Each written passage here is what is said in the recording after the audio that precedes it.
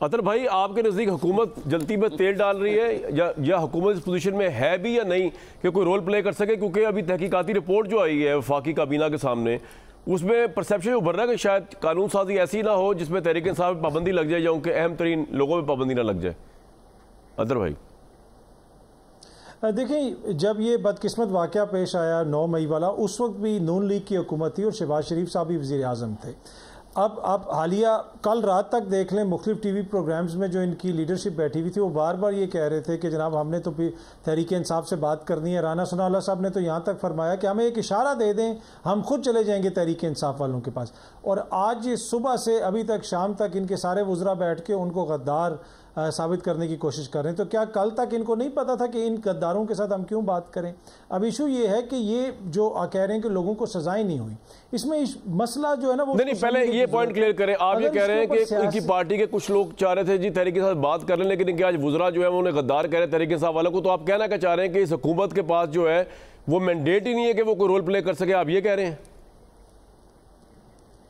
مطلب ان کی policy clear نہیں ہے۔ کل تک یہ ان سے غداروں سے کوئی بات کرتا ہے، ملک دشمنوں سے کوئی بات کرتا ہے، آج یہ کہہ رہے ہیں پوری جماعت ذمہ دار ہے، تو کل تک ان کی لیڈرشپ کیوں ٹی وی پروگراموں میں بیٹھ کے صرف رانا صاحب نہیں، عرفان صدیقی صاحب نے سینٹ میں پارلیمنٹ میں کھڑے ہو کے کہا کہ جناب ہم ان سے بات کریں گے، ہم انہیں انگیج کریں گے، دیگر لیڈرشپ بھی یہ کہہ رہی ہے۔ تو میرا کہنے کا مقصد یہ ہے کہ کیا آج ان کو انکشاف ہوا ہے کہ یہ غدار ہیں، یا پہلے ان کو نہیں پتا تھا کہ ان سے بات نہیں کرنی؟ بالکل صحیح جی۔ جو ایک بڑا امپورٹنٹ پوائنٹ ہے کہ لوگوں کو سزائیں کیوں نہیں ہو رہی؟ آپ نے اس بدقسمت واقعے کے اوپر سیاسی بیانیاں بنانے کی کوشش کی کیونکہ آپ کے پاس اور کوئی کاؤنٹر پولیٹیکل نیریٹو نہیں تھا۔ جو لوگ ملوث تھے، ایک ایک بندے کے اوپر ایک ایک FIR ہوتی، اچھے طریقے سے چالان پیش کیا جاتا۔ آپ نے کیا کیا کہ جو بندہ لاہور میں ہے اس کے اوپر میاں والی میں، جو میاں والی میں ہے اس کے اوپر 4 شہروں میں، آپ نے تو خود ہی سارا کیس خراب کر دیا۔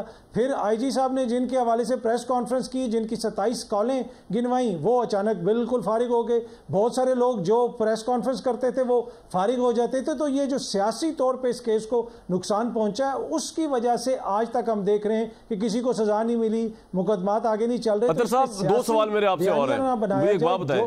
میں بھٹی صاحب سے بصد احترام، میں تو نہیں، شاید بہت سے لوگ ڈس ایگری کریں، لیکن سوال میرا اطہر صاحب آپ سے ہے کہ یہ کہہ رہے ہیں کہ ان کو بینیفیشری ہیں یہ نون لیگ والے اس 9 مئی کے واقعے کے، لیکن جو الیکشن کا رزلٹ آیا اس میں تو اطہر صاحب یہ بینیفیشری نظر نہیں آ رہے۔ اس میں تو نظر آ رہا ہے کہ یہ بینیفیشری نہیں ہے، بہت سے لوگوں کو نظر آ رہا ہے کوئی بینیفیشری نہیں ہے جو سچویشن تھی الیکشن میں۔ واٹس یور ٹیک اطہر صاحب؟ دیکھیں 9 مئی سے پہلے کا بھی آپ کو دیکھنا پڑے گا نا، اور 8 فروری سے پہلے کے حالات بھی آپ کو دیکھنے پڑیں گے۔ گزشتہ 2 سالوں کے دوران کیا کچھ ہوتا رہا؟ یقیناً یہ بینیفیشری ہیں کہ وقت پہ انتخابات نہیں کروائے گئے۔ کیوں نہیں کروائے گئے؟ پوری قوم کو پتہ ہے کہ پاکستان تحریک انصاف پاپولر تھی، تو کہا گیا کہ جناب نہ خیبر پختونخوا میں انتخابات ہوں گے، نہ ہی وفاق میں انتخابات ہوں گے، نہ پنجاب میں انتخابات ہوں گے۔ کیا ہمیں نہیں پتا؟ آئین تو بالکل واضح تھا۔ آئین کس نے توڑا وہاں پہ؟ اگر وہاں پہ آئین نہ ٹوٹتا تو آج ان بدقسمت حالات میں ہم نہیں ہوتے۔ کریں اگر جب تک یہ اس طرح چلتا رہے گا کہ اپنے بینیفٹس نہیں، آپ کے خیال میں الیکشن ڈیلے جو ہے وہ PMLN کے لیے کروائے گئے ہیں؟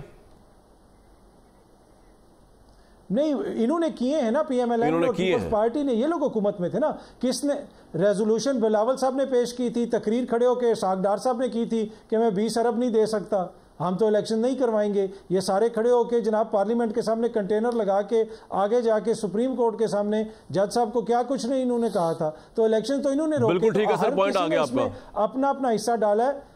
جی ٹھیک، بالکل ٹھیک ہے۔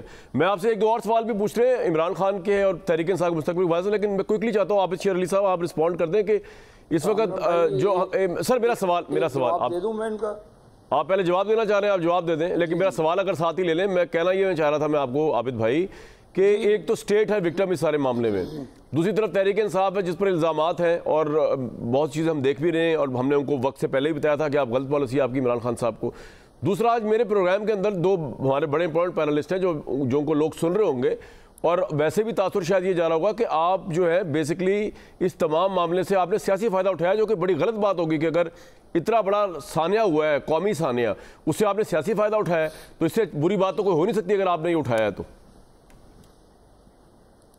میں پہلے کاظمی صاحب کو ریکارڈ درست کرتا چلوں، شاید ان کو پتہ نہیں ہے کہ عمران خان کی حکومت نے جو سینسز ہے جس کو مردم شماری کہتے ہیں اس کا بل ان کی کیبنٹ نے، ان کی اسمبلی نے پاس کیا تھا محترم کاظمی صاحب، یہ ہم نے پاس نہیں کیا تھا۔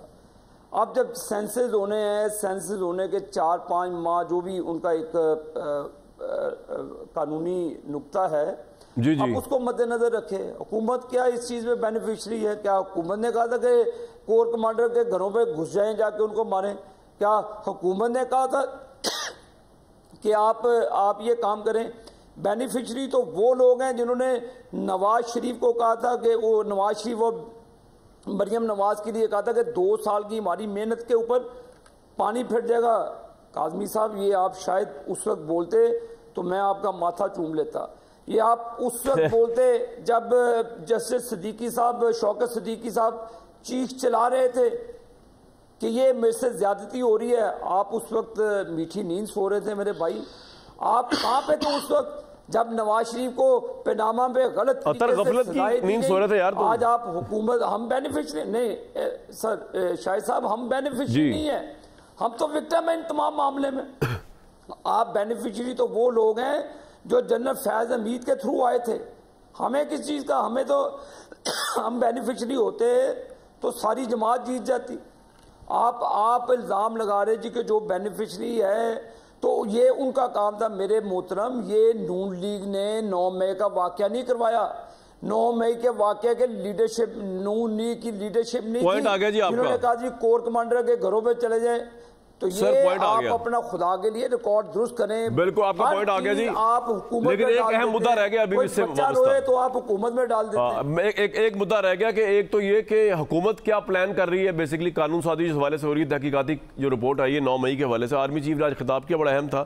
اس میں انہوں نے کہا دشمن جھوٹ، جعلی خبروں اور پروپیگنڈا، ڈیجیٹل دہشت گرد ہے۔ روزانہ کی بنیاد پر اشتعال انگیزی کا جواب نہ دینے کو ہماری کمزوری، ہمارے صبر کو لامحدود نہ سمجھا جائے، اور 9 مئی کے منصوبہ ساز سے نہ کوئی سمجھوتا ہوگا نہ کوئی ڈیل ہوگی۔ بالکل کلیئر کٹ کہہ دیا۔ اسی تناظر میں ایک میرے سامنے ہے کہ پرائم منسٹر نے پیکا ایکٹ بھی جو ہے نا وہ لے کے آئے ہیں، اور جس کے اندر ڈیجیٹل رائٹ ایجنسی کی عام کی موجودگی، اس پہ بھی ضرور بات کریں گے۔ لیکن ایک اور بڑا اہم بھرپور سوال بھی کہ عمران خان اگر معافی مانگنے کو تیار نہیں ہے یا اپنا قصور ماننے کو بھی تیار نہیں، اور اسٹیٹ جو ہے وہ سمجھتی ہے کہ قصوروار وہی ہیں، تو اس سے آگے پھر کس طرح چلا جائے گا؟